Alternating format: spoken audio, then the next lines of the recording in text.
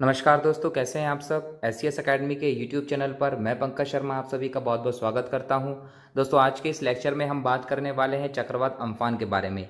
जैसा कि आप सब लोग जानते हैं कि चक्रवात अम्फान ने पूरे बंगाल और उड़ीसा में बहुत बड़े स्तर पर तबाही मचा दी है। अकेले बंगाल में ही इस चक्रवात से 70 से ज़्यादा लोगों की जान चली गई और लगभग 5,500 से ज़्यादा मकान नष्ट हो गए। इसी के साथ हज़ारों करोड़ों का नुकसान भी हो गया।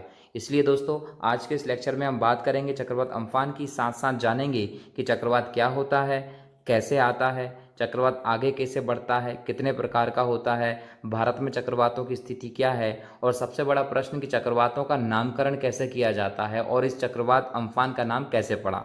तो दोस्तों, शुरू करते हैं आज के इस लेक्चर को।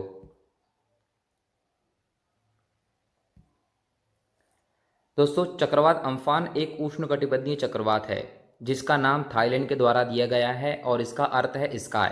इसे थाईलैंड में उनपुन प्रोनाउंस भी किया जाता है। दोस्तों, इसका केंद्र बंगाल की खाड़ी में बना, जो उड़ीसा से 980 किलोमीटर तथा बंगाल से 1130 किलोमीटर दूर है। दोस्तों, ये जो हिस्सा है ये बंगाल की खाड़ी का हिस्सा है। यहाँ पर कहीं इस चक्रवात का केंद्र बना और यहाँ से, चूंकि भारत में भी ग्रीष्म ऋतु है, तो भारत में लो प्रेशर का एरिया बना हुआ है, तो यहाँ से यह चक्रवात भारत की ओर बढ़ा और सबसे पहले पहुँचता है पारादीप। पारादीप पर पहुंचा और उड़ीसा में तबाही मचाने के बाद उत्तर पूर्व की ओर इस चक्रवात की दिशा रही और यह सबसे पहले पहुंचता है बंगाल में। बंगाल के दीघा समुद्र तट पर जब यह चक्रवात पहुंचा तो यहाँ पर इसकी गति लगभग 185 किलोमीटर प्रति घंटे की थी। दोस्तों, इस चक्रवात ने सबसे ज़्यादा जो नुकसान पहुंचाया है वो बंगाल में पहुंचाया है। बंगाल में इस चक्रवात के कारण सर्वाधिक तबाही हुई है और बंगाल के ही 24 परगना जिले में सबसे ज़्यादा इसका नुकसान देखने को मिला है। दोस्तों, बंगाल में भीषण तबाही मचाने के बाद उत्तर पूर्व दिशा की ओर आगे बढ़ता हुआ यह चक्रवात बांग्लादेश होते हुए उत्तर पूर्व भारत में पहुंचा, जहां असम, मेघालय, मणिपुर और त्रिपुरा राज्यों में इसका असर दिखाई दिया है। लेकिन इसका असर बंगाल की अपेक्षा यहाँ बहुत कम रहा है। जहां बंगाल में इसमें हवाओं की दिशा 130 से 180 किलोमीटर प्रति घंटे की रही, वहीं इन क्षेत्रों में उत्तर पूर्व भारत में पवन की जो दिशा रही वह लगभग 50 किलोमीटर प्रति घंटे की रही। तो दोस्तों, यहाँ पर असर बंगाल की अपेक्षा बहुत कम रहा है। दोस्तों, चक्रवात एक प्राकृतिक घटना है, प्राकृतिक रूप से आने वाली आपदा है। इसे रोका नहीं जा सकता, लेकिन यदि समय से पहले इसका पता चल जाए तो बचने के उपाय किए जा सकते हैं। ये कोशिश की जा सकती है कि इससे कम से कम नुकसान हो, और ऐसा ही हुआ कि जैसे ही भारतीय मौसम विज्ञान संस्थान ने इस चक्रवात के आने की सूचना दी, तो भारतीय जो आपदा प्रबंधन संस्थान है उसकी जो टीम है उसने इन क्षेत्रों से लगभग 20 लाख लोगों को स्थानांतरित कर दिया और आंध्र प्रदेश, उड़ीसा, मणिपुर, मिजोरम आदि जो राज्य हैं इनमें रेड अलर्ट जारी कर दिया था। दोस्तों, अम्फान चक्रवात 1999 में उड़ीसा में आए चक्रवात के बाद दूसरा भीषण चक्रवात माना गया है। उड़ीसा में 1999 में जो चक्रवात आया था उससे लगभग 15,000 लोगों की जान चली गई थी और अम्फान उसके बाद दूसरा भयानक चक्रवात माना गया है, जिसमें जो विनाश आया है उसकी तस्वीर आप इन चित्रों में देख सकते हैं कि किस प्रकार अम्फान ने तबाही मचाई है। यह तस्वीर कलकत्ता एयरपोर्ट की है, जहां का हाल चक्रवात में चली हवाओं ने और बारिश ने बेहाल कर दिया है। दोस्तों,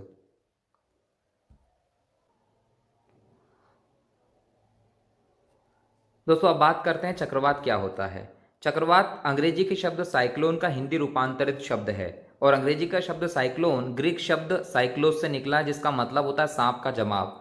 चूंकि चक्रवात में हवा का प्रवाह चक्रीय होता है, इसलिए इसे यह नाम दिया गया है। यदि हम चक्रवात की परिभाषा की बात करें तो हवाओं का परिवर्तनशील और अस्थिर चक्र, जिसके केंद्र में निम्न वायुदाब तथा बाहर उच्च वायुदाब होता है, उसे चक्रवात कहते हैं। दोस्तों, चक्रवात की यह परिभाषा केवल उष्णकटिबंधीय चक्रवातों पर लागू होती है। शीतोष्ण कटिबंध के चक्रवातों पर यह लागू नहीं होती, क्योंकि चक्रवात दो प्रकार के होते हैं, एक उष्णकटिबंधीय चक्रवात और एक शीतोष्ण कटिबंधीय चक्रवात। जो शीतोष्ण कटिबंधीय चक्रवात होते हैं वह शीतोष्ण मतलब कम तापमान वाले क्षेत्रों में मध्य अक्षांशों पर बनते हैं, और उष्णकटिबंधीय चक्रवात जो होते हैं वो 0 डिग्री से 23.5 डिग्री उत्तर और 0 डिग्री से 23.5 डिग्री दक्षिण, अर्थात कर्क रेखा और मकर रेखा का जो बीच का उष्णकटिबंधीय क्षेत्र होता है वहां पर ही उष्णकटिबंधीय चक्रवात बनते हैं। इसलिए जो चक्रवात की यह परिभाषा है, यह परिभाषा केवल उष्णकटिबंधीय चक्रवातों पर लागू होती है। दोस्तों, इसे आप इस प्रकार से समझ सकते हैं कि निम्न वायुदाब को हम बोलते हैं लो प्रेशर और उच्च वायुदाब को हम बोलते हैं हाई प्रेशर। तो जो हाई प्रेशर है वह तब बनता है जब टेम्परेचर कम होता है या लो टेम्परेचर होता है, और निम्न वायुदाब अर्थात लो प्रेशर तब बनता है जब हाई टेम्परेचर होता है। जैसे मान लीजिए कि यह कोई जगह है जहाँ का तापमान बहुत ज़्यादा हाई टेम्परेचर है। यदि यहाँ पर टेम्परेचर ज़्यादा है तो यहाँ का धरातल भी गर्म हो जाएगा, और यदि धरातल गर्म हो गया तो उसके निकट की जो वायु है वो भी गर्म हो जाएगी, और जब वायु गर्म हो जाती है तो उसके अणु दूर दूर हो जाते हैं, और अणु दूर दूर होने का मतलब है कि वायु का घनत्व कम हो जाएगा, वायु हल्की हो जाएगी, और जब वायु हल्की हो जाती है तो वायु ऊपर उठती है। अर्थात यदि वायु ऊपर उठ रही है तो धरातल पर प्रेशर कैसा हो जाएगा, लो प्रेशर, अर्थात निम्न वायुदाब का केंद्र बनेगा। इसी प्रकार मान लीजिए कि यह क्षेत्र है जहाँ का टेम्परेचर लो है, मतलब निम्न तापमान है। यदि तापमान निम्न है तो धरातल ठंडा होगा, और धरातल ठंडा होगा तो उसके निकट की वायु भी ठंडी होगी, और ठंडी वायु का घनत्व ज़्यादा होता है क्योंकि उसके अणु पास पास होते हैं, तो हवा भारी होगी, और हवा भारी होगी तो वो नीचे ही बनी रहेगी धरातल पर, और जब हवा धरातल पर बनी रहेगी तो वहाँ पर प्रेशर हो जाएगा हाई, अर्थात उच्च दाब हो जाएगा। तो लो प्रेशर तब बनता है जब टेम्परेचर ज़्यादा होता है, और हाई प्रेशर तब बनता है जब टेम्परेचर कम होता है। बस यहीं पर हमको समझने का काम था। यदि आपको यह समझ में आ गया है तो आप चक्रवात आप आसानी से बना सकते हैं। जैसे मान लीजिए कि एक जगह है जहाँ पर लो प्रेशर और हाई टेम्परेचर का केंद्र बना था। अब हाई टेम्परेचर का केंद्र है अर्थात लो प्रेशर का केंद्र है, और हाई टेम्परेचर लो प्रेशर होने का मतलब हवा क्या हो जाना है, ऊपर चले जाना है। जब हवा ऊपर चली गई है तो धरातल पर हवा है क्या, नहीं है, और ऐसा कोई स्थान हो सकता है कि जहाँ पर हवा ना हो, नहीं हो सकता। तो इस लो प्रेशर के केंद्र को भरने के लिए चारों तरफ से हवा इस ओर आगे बढ़ती है, लेकिन हवा जब आगे बढ़ती है तो वह सीधी नहीं होती। कॉरियोलिस बल या पृथ्वी के घूर्णन के कारण हवा चक्रीय प्रवाह करते हुए आगे आती है, और हवा का मेन उद्देश्य होता है कि वो इस केंद्र को आके भर दे। लेकिन चूंकि ये हाई टेम्परेचर का जोन है, हवा यहाँ केंद्र तक पहुँचने से पहले ही, इस केंद्र को हम बोलते हैं चक्रवात की आंख, इस आंख तक पहुँचने से पहले ही हवा यहीं पर ऊपर उठ के इस प्रकार से चली जाती है, और पूरा साइक्लोन जो है वो बनना तैयार हो जाता है, साइक्लोन बन के तैयार हो जाता है। तो दोस्तों चक्रवात इस प्रकार से बनता है। अब यहाँ से चक्रवात उस क्षेत्र की ओर बढ़ेगा जहाँ पर प्रेशर लो है, और यही हुआ भारत में भी। बंगाल की खाड़ी में जब अम्फान चक्रवात बना तो उड़ीसा और जो बंगाल का क्षेत्र था उस ओर ये प्रवाहित हुआ, जिसने वहाँ आके तबाही मचा दी। दोस्तों पृथ्वी के घूर्णन के कारण चक्रवातों की दिशा दोनों गोलार्धों में अलग अलग होती है। उत्तरी गोलार्ध में घड़ी की सुइयों की चलने की दिशा के विपरीत अर्थात वामावर्त अर्थात एंटी क्लॉकवाइज होती है, और दक्षिणी गोलार्ध में चक्रवातों की दिशा घड़ी की सुइयों की दिशा में अर्थात दक्षिणावर्त या क्लॉकवाइज होती है। दोस्तों जो हमारी पृथ्वी है वह पश्चिम से पूर्व की तरफ घूमती है। ये भूमध्य रेखा है जो पृथ्वी को दो बराबर भागों में बांटती है। ये ऊपर वाला हिस्सा उत्तरी गोलार्ध और नीचे वाला हिस्सा दक्षिणी गोलार्ध। तो उत्तरी गोलार्ध में एंटी क्लॉकवाइज चक्रवातों की दिशा होती है, और दक्षिणी गोलार्ध में क्लॉकवाइज चक्रवातों की दिशा होती है। दोस्तों चक्रवातों के यदि आकार की बात करें तो गोलाकार, अंडाकार और वी आकार के चक्रवात बनते हैं।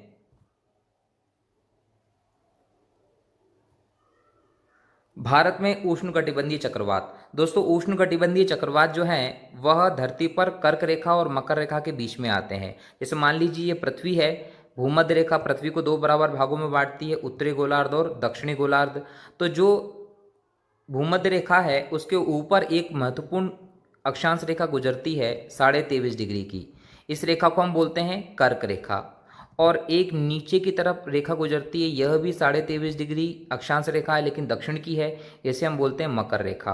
और जो उष्णकटिबंधीय चक्रवात आते हैं वह इसी क्षेत्र में आते हैं दोस्तों।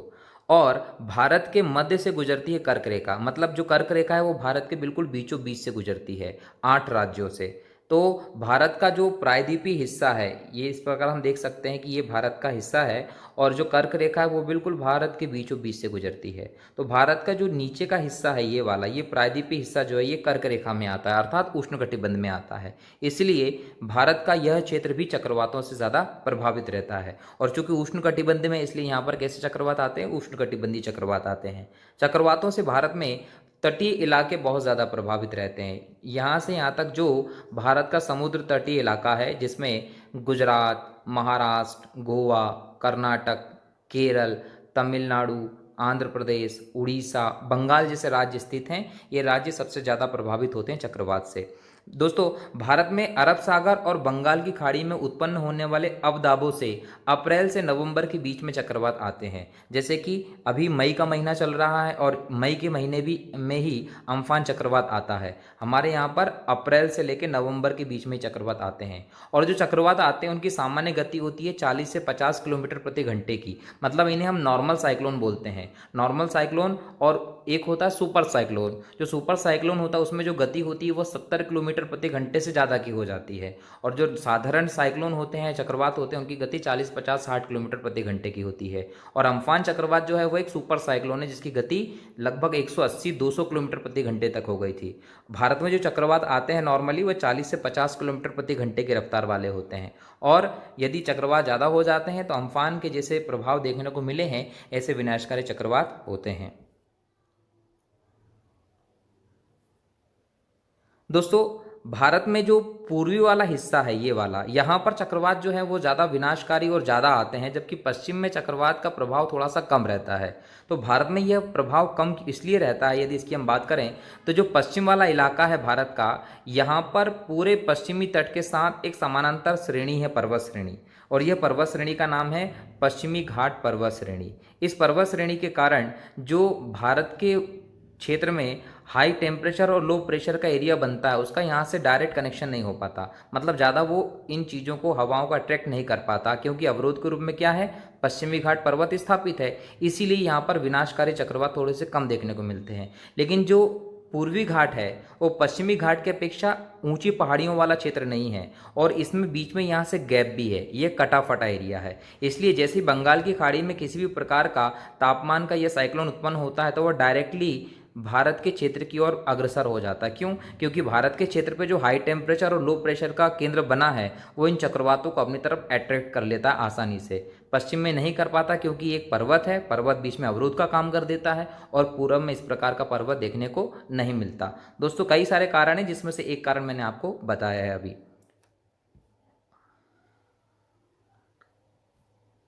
अब बात करते हैं भारत में चक्रवातों के पूर्वानुमान के क्या उपाय हैं। भारत में 3 तरीके के उपाय हैं। नंबर 1, बंगाल की खाड़ी और अरब सागर में अनेक रडार लगाए गए हैं जिनसे तटीय भागों में एवं जहाज़ों को समय समय पर इन चक्रवातों के वायुदाब व गति संबंधी जानकारी मिलती रहती है। दूसरा, हवाई जहाज़ों के द्वारा रेडियो तरंगों को भेजकर चक्रवातों की क्रियाविधि संबंधित जानकारी प्राप्त किया जाता है।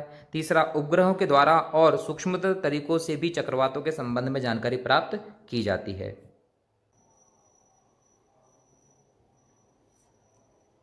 इन उपाय द्वारा ही वर्तमान में कम से कम 48 घंटे पहले हमें चक्रवातों की सूचना मिल जाती है और इसी सूचना के आधार पर समुद्र में जाने वाले मछुआरे, जहाज और तटीय क्षेत्र में रहने वाले लोगों को बचाने के लिए हमें पर्याप्त समय मिल जाता है और जो अनपेक्षित नुकसान होने वाला होता है उससे भी हम बच जाते हैं। और इन्हीं प्रयासों की बदौलत पिछले कुछ वर्षों में जो महाचक्रवात आने की स्थिति बनी हुई है, निरंतर एक के बाद एक घटना चक्रवात आ रहे हैं, उनके माध्यम से जो बड़े स्तर पर हानि होने वाली होती है उसे भी कम करने में मदद मिली है। और इसका फ़ायदा हमें दोस्तों अम्फान चक्रवात के दौरान भी हुआ है। अम्फान चक्रवात आने के 48 घंटे पहले ही हमें जानकारी मिल गई थी, 18 मई को ही, और लगभग 20 लाख लोगों को आपदा प्रबंधन की टीम ने इन प्रभावित क्षेत्रों से पहले ही अलग कर लिया था। इसीलिए ही शायद यहाँ पर जन धन की जो हानि है वो उतनी नहीं हुई जितनी हर इतने विनाशकारी चक्रवात में हो जाती है।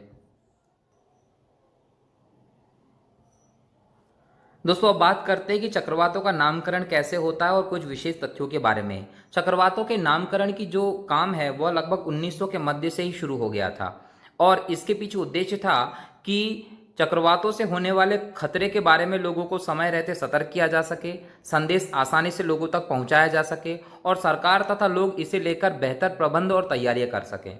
विशेषज्ञों के अनुसार चक्रवातों के नाम ऐसे होना चाहिए जो छोटे हों, जिसे याद रखना आसान हो और याद रखने लायक हो, ताकि स्थानीय लोग जो हैं उनको सतर्क करने में आसानी हो सके, जागरूकता फैलाने में मदद मिल सके। साथ ही साथ यह भी ध्यान देना होगा कि चक्रवात के नाम ऐसे होना चाहिए जिससे किसी की भी धार्मिक या किसी भी प्रकार की भावनाओं को ठेस ना पहुंचे। तूफानों के नामकरण का सिलसिला 1953 में शुरू हुआ। सबसे पहले अटलांटिक महासागर के आसपास के तूफानों का नामकरण किया गया। प्रारंभ में ऑस्ट्रेलिया और अमेरिका कुख्यात या बदनाम लोगों के नामों के आधार पर ही तूफानों का नाम रखते थे, लेकिन वर्तमान में विश्व मौसम विज्ञान संगठन ने एक सिस्टम बनाया है कि चक्रवात जिन क्षेत्रों में उठेगा उसके आसपास के देश ही चक्रवातों का नामकरण करेंगे। और अरब सागर और बंगाल की खाड़ी में आने वाले चक्रवातों के नामकरण करने के लिए सन 2000 में ओमान के मस्कट में एक सम्मेलन हुआ और इसी सम्मेलन के आधार पर सन 2004 से इन क्षेत्र में भी तूफानों के नामकरण का सिलसिला प्रारंभ हुआ। भारत समेत कुल 8 देश, जिनमें भारत, बांग्लादेश, मालदीव, म्यांमार, ओमान, पाकिस्तान, श्रीलंका और थाईलैंड शामिल है, ये सब देश मिलकर बंगाल की खाड़ी और अरब सागर में आने वाले चक्रवातों को नाम देते हैं। दोस्तों, प्रारंभ में 8 देशों ने 8-8 नामों की सूची प्रदान की, अर्थात कुल 64 नाम दिए और तय किया गया कि अंग्रेजी अल्फ़ाबेट्स के अनुसार जिस देश का नाम पहले आता है वह तूफान का नाम पहले रखेगा और उसके बाद क्रमानुसार देशों के नाम आते जाएंगे और उनकी सूची में से उस तूफान को नाम दिया जाने लगेगा। सबसे पहला नाम देने का मौका मिला अल्फ़ाबेट्स के अनुसार बांग्लादेश को, और बांग्लादेश ने इस तूफान को नाम दिया ओनिल। सबसे पहला नाम दिया था ओनिल, जबकि इन 64 नामों में से सबसे अंतिम नाम है अम्फान, जो थाईलैंड के द्वारा दिया गया है। दोस्तों, अम्फान नाम देने के बाद नाम समाप्त हो गए हैं। अब यह सभी देश मिलकर फिर से इन नामों को तय करेंगे और दोबारा से नए सिरे से तूफानों के नाम रखे जाएंगे। भारत ने भी इन सूची में अपने 8 नाम प्रस्तावित किए थे, जो इस प्रकार है, जैसे अग्नि, आकाश, बिजली, जल, लहर, मेघ, सागर और वायु। भारत के द्वारा दिए गए नाम ये थे। दोस्तों 2014 में हिंद महासागर और अरब सागर के तूफानों को नाम रखने वाले देशों की सूची में ईरान, कतर, सऊदी अरब, यूएई और यमन, इन 5 देशों को भी शामिल किया गया है। अर्थात जहां पहले इन क्षेत्रों के तूफानों का नाम 8 देश मिलकर रखते थे, वहीं अब 13 देश मिलकर इन क्षेत्र के तूफानों का नाम रखेंगे। काफ़ी चर्चा में रहे तूफान के नाम एवं उनको नाम देने वाले देश। हेलन, ओखी, फोनी, यह नाम बांग्लादेश ने दिए। हुदहुद ओमान ने नाम दिया था। नीलोफर, वर्दा और तितली नाम पाकिस्तान ने दिए। मेकुनु नाम मालदीव ने दिया। और भारत के द्वारा जो 8 नाम दिए गए थे दोस्तों, उसकी चर्चा हमने पिछली स्लाइड में की थी। फाइनल किए गए नामों को अगले 10 साल तक दोबारा इस्तेमाल में नहीं किया जा सकता। साथ ही साथ यह भी नियम बनाया गया है कि जिस तूफान ने ज़्यादा तबाही मचाई है उसका नाम भी दोबारा कभी इस्तेमाल नहीं किया जाएगा। जैसे यदि अम्फान तूफान ने बंगाल में बहुत ज़्यादा तबाही मचा दी है, अब आगे किसी भी तूफान का नाम अम्फान नहीं रखा जाएगा। दुनिया में तूफानों का नाम डिसाइड करने के लिए 5 समितियां बनाई गई हैं। यही इन तूफानों का नाम रखती हैं। इनमें ESCAP typhoon committee, ESCAP panel of tropical cyclone, RA1 tropical cyclone committee, RA4, RA5 tropical cyclone committee प्रमुख हैं। तूफानों के नाम रखते वक्त एक खास नियम को भी माना जाता है। दोस्तों, प्रारंभ में ऑस्ट्रेलिया और अमेरिका जो थे वो कुख्यात लोगों के नामों पर ही तूफान का नाम रखते थे। यह सिलसिला 1979 तक चलता रहा। 1979 से पुरुषों और स्त्रियों के नामों के आधार पर भी तूफानों का नामकरण किया गया और अब ऑड सालों के चक्रवातों का नाम औरतों के नाम पर और इवन सालों के चक्रवातों का नाम पुरुषों के नाम पर रखा जाता था। चूंकि 2020 एक इवन साल है, इसलिए अम्फान जो नाम है वो पुरुषों का नाम है। दोस्तों, हर तूफान के नाम का एक मतलब होता है। जैसे अम्फान तूफान का नाम का मतलब है स्काई या आसमान। तो दोस्तों, आज के इस वीडियो में इतना ही। मेरे साथ इस वीडियो में बने रहने के लिए बहुत बहुत धन्यवाद। जय हिंद, जय भारत।